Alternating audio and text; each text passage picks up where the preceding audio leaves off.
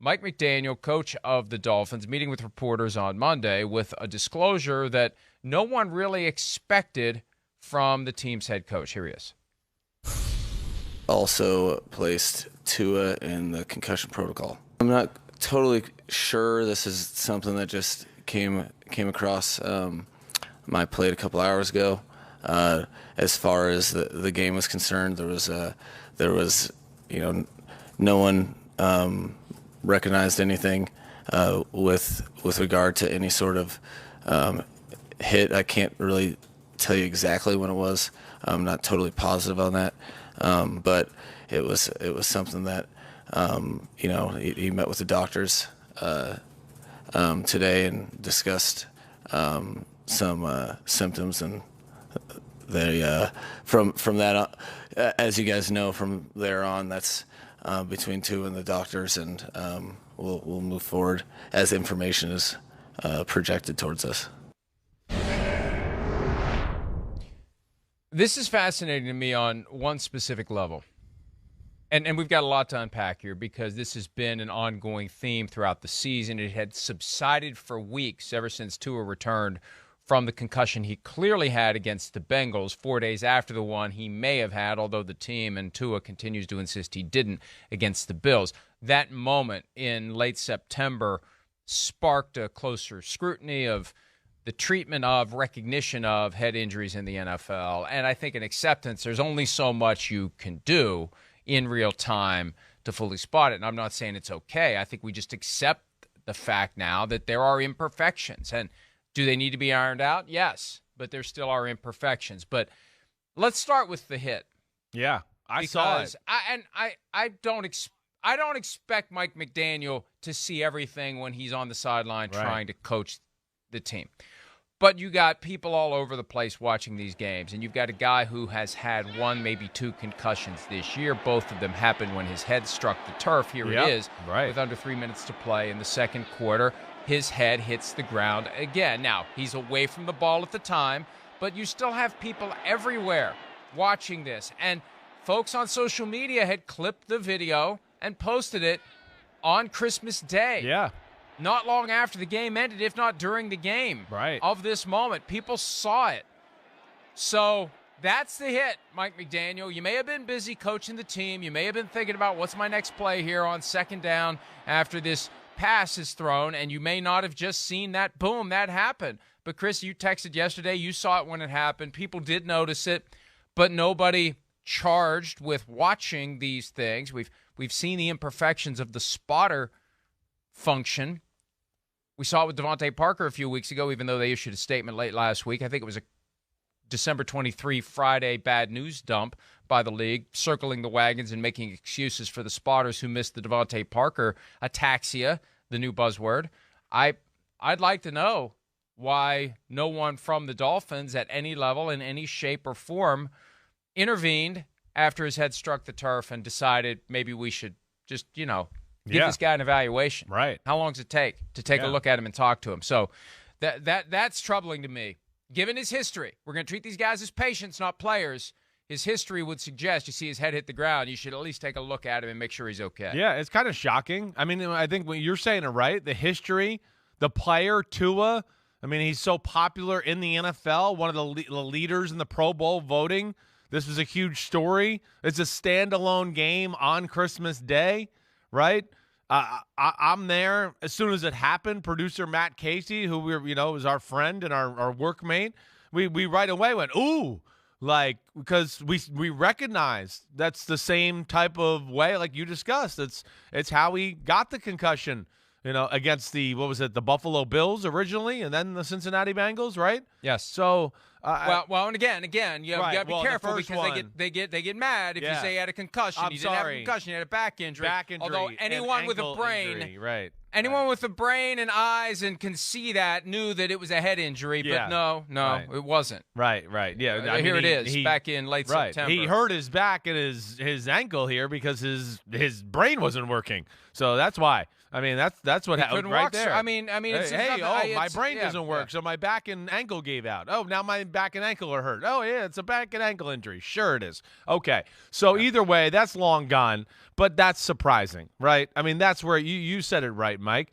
I mean, it's just such a popular player who has a history, and I don't sit here and blame Mike McDaniel at all. Again, we had this discussion, right, the first time around. When they start to pay him to be the doctor of the team, too, then I'll start to hold him accountable. But, hey, he's calling a play. He's watching the ball down the field. As soon as the guy gets tackled, he's, hey, 21 personnel, blah, blah, blah, blah, blah, blah. I mean, it's not his job to, look back at the quarterback and evaluate how he hit the ground after he threw the football. You said it right. We got people. We're the NFL. We got people in place to look at this. And how do you not recognize that, to me, is a little shocking. There's no doubt. Now, I will say this. There's a difference between Mike McDaniel not noticing it as it happened. Yeah, and right. Nobody mentioning to Mike McDaniel. Is it possible the organization just still didn't know at the moment McDaniel told the world about the concussion? We don't know when it happened. I mean, it's okay for him to have not seen it. It's not okay by the time he's telling the world about it. Yeah, I hear you there. No one in the organization has figured it out and said to him, I think it was 2 minutes and 37 seconds or thereabouts in quarter number 2 when his head struck the ground. And Warren Sharp posted something. I think they're yesterday. chicken there, Mike. That's all I'm saying. I think they're doubt scared to admit that it was in they don't want to say it. It's a bad look. It's a bad look. Right. It's a bad look that nobody evaluated him then, and we're 2 minutes from halftime. Remember the whole Cameron Brate thing where he clearly struck his head into the chest of a teammate and was allowed to return to the game and wasn't evaluated until halftime of the game. That's when they spotted it then because they noticed symptoms from Cameron Brate. That was something that was in the aftermath of the Tua situation back in late September, early October. I think it was the week 4. Yeah, it was the Sunday night game between the Chiefs and the Bucs. That's when that happened. And it was obvious. It was obvious. And they gave us this song and dance at the time. All the spotters thought that his shoulder hit the teammate, not his head. Well, the spotters need to get their eyes checked, frankly, if that's what they think. So these spotters, I don't get it with these spotters. There's 2 of them. And, the Devontae Parker thing was all about, well, one was doing something else. And look, this stuff's inexcusable. And to me, I'm channeling John Madden, who died a year ago tomorrow. He would get livid when he saw these failures after he was retired, but he was still consulting with the NFL. And his attitude was, if the people that we have hired to do these jobs cannot do them effectively, fire them and get other people to do these jobs. It's too important to have anything other than somebody who is completely committed and conscientious and capable of doing this job, period. If we're trying to protect these guys, and supposedly we are, it's not just window dressing and BS. We're really trying to protect them. This isn't acceptable. And Tua Tagovailoa striking his head is not acceptable. Now, Chris, here's the next question. Because it wasn't specified by McDaniel. Yeah. Who started this process? Did they go to Sounds like Tua did. Tua? Or did Tua go to them? Sounds like right? Tua did, just the way they laid it out. Right. Yeah, but they did. But it's possible. It's possible. And again, we don't get a ton of transparency with this. Oh, yeah, they're trying to tell us they don't know when it happened. What if they're watching the film after? And I was mentioning this earlier. Warren Sharp pointed out that before the concussion happened, or concussion protocol, because we're in this mindset now. It happened with Matthew Stafford a few weeks ago. Well, he's in the concussion protocol, but he didn't have a concussion. Mm-hmm. But he's in the concussion protocol. Okay, fine. But he's in the concussion protocol. We'll accept that. If you don't want to say he has a concussion, I don't get it. But before whatever it is that caused him to be in the protocol, if this is the hit, if that's the moment, the one we've shown, he was 9 for 12 for 229 yards, 19.1 yards per attempt, 1 touchdown, no picks, 19.1 yards per attempt. Yeah. Before the hit. After the hit, 7 for 13, 81 yards, 6.2 yards per attempt, no touchdowns, and 3 interceptions on consecutive drives in the fourth quarter.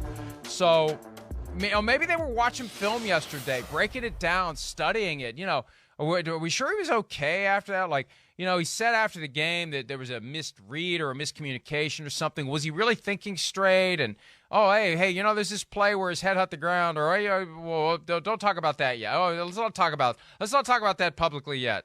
Whatever. I just feel like there may have been some institutional conversations that got the doctors to go talk to Tua. I wouldn't be shocked by that.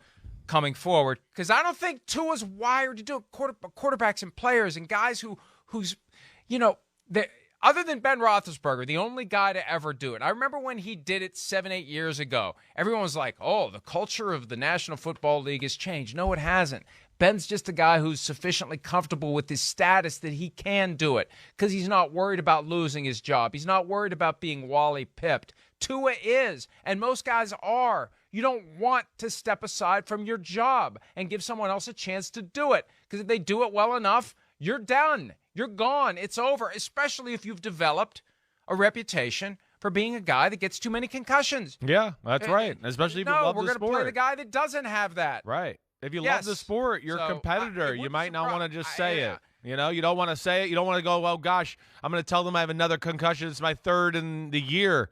Oh, man. I mean, now we're getting to a point where it's starting to – we're keeping a meter on how many concussions I've had, which means when we're starting to keep, track, that means it's too many. And that means too many, a few more that you're not going to be playing football. So you're going to get guys to be reluctant at times. Yeah, hopefully you get guys that recognize the danger in it too and will come forward. But, to your point, more times than not, no. These are guys that this is their livelihood. This is what they love to do. And they don't want to hear that type of stuff. It's almost ignorance is bliss in this conversation to a degree. And, Mike, I'm with you. I mean, film or social media, that was where my mind went originally. That somebody – hey, there's some clips on social media where people think this play, Tua might have hurt his head. And that put that on the radar for them to then, look at it closer when they got in the building Monday morning to go through film. I wouldn't be shocked if it kind of went down that way either. But, yeah, it'd be interesting to know the process and how it totally unfolded. And, I mean, Dolphins are this is one of the biggest stories in the sport. It's Tua. The Dolphins themselves are one of the biggest stories in the sport.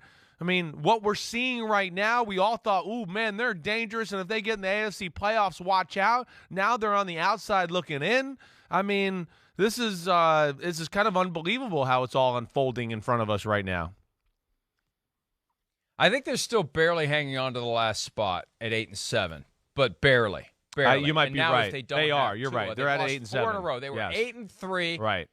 They were 8-3, and they've lost 4 in a row. And I actually bumped them up in the power rankings last week. We were so impressed by what they did in Buffalo, even in defeat for their third straight game. It was this game against the Packers that makes people view them differently. But I like your theory that they came in yesterday and somebody in the organization spotted the video on social media. Yeah. And that's sparked a discussion, a conversation, and ultimately a decision to approach Tua and evaluate him where he was never going to come forward and say, I'm not feeling right. But you know what? If that's true, then that means Mike McDaniel wasn't being honest, and I don't want to go there because I think he's an honest guy. I think he's too authentic and transparent and real to stand up there and lie to us. I just don't now, and maybe he doesn't know all the exact details of how the conversation unfolded yet. I don't know. You're right though. He wouldn't be one to lie, and especially when they got almost in trouble the first time, where they don't want to be caught here and have it affect them. I would be shocked if Mike McDaniel lied about that. Well, the other explanation is nobody's bothered to tell him. Right. They found this video of Tua hitting his head. Maybe they're afraid. Maybe they know that if they tell him head struck turf late second quarter, nobody saw it or did anything about it, he'll lose his mind on them. And he'll be mad. Maybe that's the explanation, that they're treading lightly around him because he's made it clear he doesn't mess around with this stuff, and he will be upset with anyone who may have failed in their responsibility to notify someone when they saw the head strike the ground and recognize the history of the player, the history of the patient. That was the big takeaway from the NFLPA's reaction the last time around. They want the players to be treated as patients, not players. So if you have this specific history and your head hits the ground, at a minimum, we're going to take 5 minutes at halftime and make sure you are okay. And I don't get the impression anyone bothered to do that at any point on Sunday. Hi, I'm Mike Tirico, and thanks for watching. Make sure to hit subscribe for the latest news and highlights from NBC Sports.